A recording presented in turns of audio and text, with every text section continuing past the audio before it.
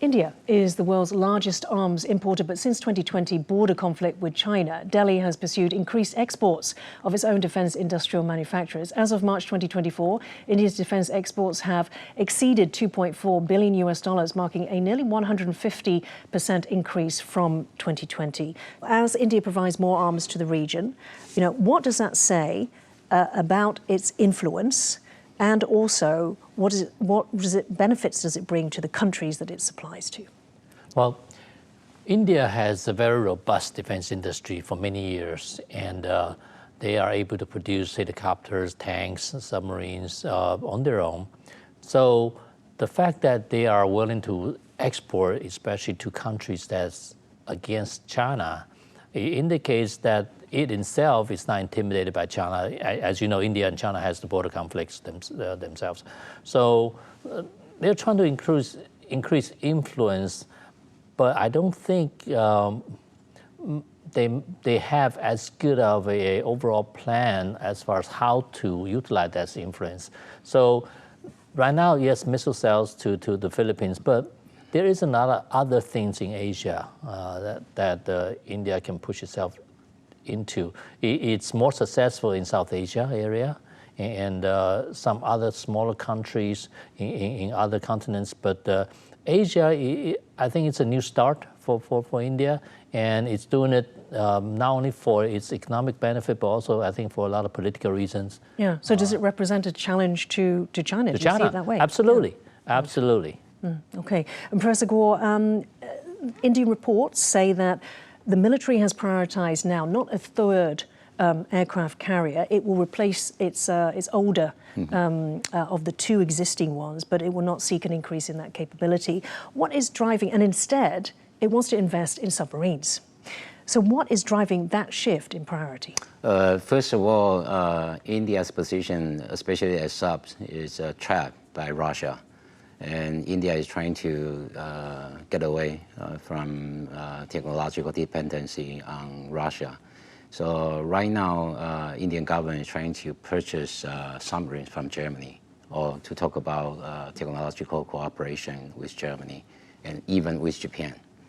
And second of all, Indian government aiming, as you just mentioned, from 2020 to 2030, they established this defense industrial corridor to boost up its defense supply chain, as the government say, and aiming to improve its own indigenous technology, especially with AI, with subs, and with missiles. Right. Yeah. Does that reflect also an asymmetrical shift on India's part away from an aircraft carrier? And how does that reflect perhaps what China is doing, the threats that it poses? I'm not sure it's asymmetric per se. I think India has determined its sphere of influence is around Indian Ocean. Aircraft carrier is a power projection, okay? 2 aircraft carriers to manage power projection in Indian Ocean is sufficient.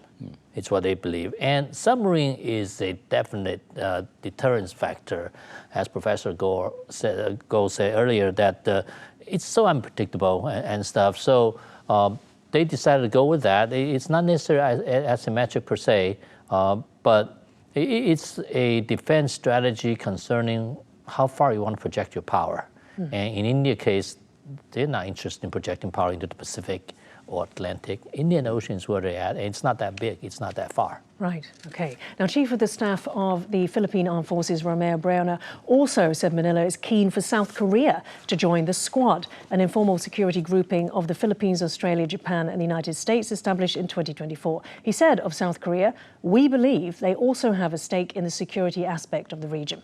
Browner said he also supports a visiting forces agreement with South Korea, something that South Korea's ambassador to the Philippines confirmed Seoul was giving thought to in September 2024. Professor Gore, so let's talk about South Korea. What does the addition of South Korea contribute to the Squad that it doesn't already have? The situation has been a little bit different as we are talking right now. Before 2025, it was President Yoon's administration. He was quite keen to improve or to increase security relations, not only with Japan or US, but also with the Philippines, sometimes even with Taiwan. But again, with this indictment of President Yoon, the domestic politics situation in South Korea becoming quite different. And I would say maybe this June or July, South Korea will have a presidential election. And from current situation, the chairman Lee of Democratic Party in South Korea is gonna win the election. And he has very different political ideology. Right. And so I think after he run the government, Mr. Lee run the government, he will put a stronghold to stop cooperation with the Philippines. Right. So the delivery of 2 frigates from South Korea to the Philippines might be the end of the bilateral security cooperation. Although President Yoon already signed this strategic partnership agreement with the Filipino government, but again, Mr. Lee has very different foreign policy view with President Yoon. Yeah. Right. Okay. So, Tony, do you see this as Brona appealing to South Korea? These countries together, the Squad, have shared interests in this region for security. Yes, absolutely. And I suspect Philippines will also request United States to use its leverage to maintain the Squad, and because Filipinos know the more alliances they can get into, as they have done in the last 2 years, with some kind of agreement, various kinds of agreement, even with UK and Canada, and certainly with Japan, and so it's hoping that it could get Korea also involved. Their relationship with Korea is actually fairly good, like I mentioned, the fighter purchase and things. So they're hoping to maintain that even through the next presidential election, and so absolutely, Philippines is hoping Korea would join and be concerned with its security. Right, okay. Now, according to a report by the Navy News, satellite images in January reveal that China's Guangzhou shipyard is likely constructing a new unreported type of submarine. The vessel is approximately 45 meters long and 5 meters wide, with large X-form rudders and no sail. China remains the only country known to have built sailless submarines. Okay, so there's no sail, there's X-form rudders. What are these features for? ASW, anti-submarine warfare, is actually quite critical for China to push this A280 strategic concept. So we think the picture, the lessons from Ukrainian battles, we could see the importance of drones, especially attacking surface vessels. So 2 domains are becoming more and more important after the lesson from Ukrainian war. One is space, the other is underwater. So I believe that's a reason why with the technological breakthrough of AI, so you put it together, that's the reason why China is putting so much attention to underwater warfare. Right. And Tony, why has this submarine been called unreported? There's kind of a secretive element to it. How does the West or other countries do it differently?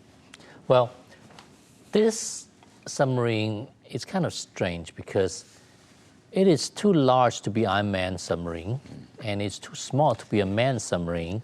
And its feature indicates it's probably an unmanned submarine. And it's probably an unmanned submarine. Because if it's manned, it requires certain sustainment system, such as water processing, waste processing, mass lodging, and certainly you need some kind of things for you to be able to observe and stuff. And in the U.S., when you look at unmanned submarine, or actually around the world, unmanned submarines are used for surveillance, for decoy, and for intelligence collection, for removal of underwater mines and stuff. So they're not that big, okay? They're not used as shooters. Like this submarine appears to have torpedo tubes. Submarine, it's very hard to identify friend and foe underwater. So if you don't have positive control, positive rules of engagement, an unmanned submarine can shoot your own ships, your own submarines. So if you want to maintain such tight command and control, then you need some kind of linkage with the command control unit, then submarine will expose its position. So you want to remain stealthy. Usually that's why a manned submarine, they have human in the middle. As they detect certain things, they can determine is this friend or foe. Right. Now, can an AI help it? Sure it can, but final decision to kill, I think you still need a man in the loop.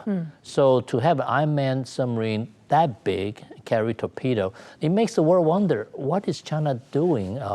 So you're saying that the size is in order to carry the torpedoes and more of them? It looks like it, from the graphic picture, it looks like it has torpedo tubes in front. Like I said, if it's unmanned with torpedo, it's a dangerous weapon system to themselves, not only to others, but to themselves too. So does China have a doctrine, has a strategy, has a tactics developed for a weapon system like that? So I think that's why the rest of the world is wondering, thinking the same way. So what is it for? Yeah, there's too many questions. Too many questions. About this.